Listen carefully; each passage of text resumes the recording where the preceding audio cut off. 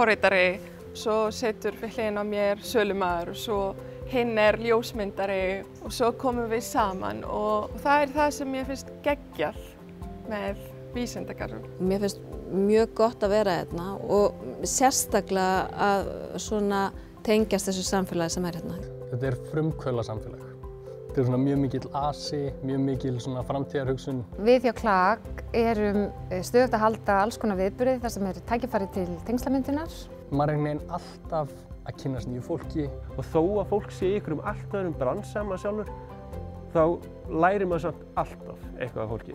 Að vera hér bara mikilvægt fyrir okkar starfsemi.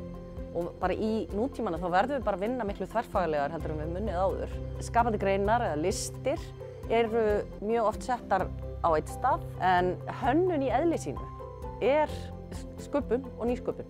Það sem er virkilega verið að reyna til dæmis að gera hér í vísindagörðum, það að taka þessar flottu rannsóknir og hagnýta vísindin.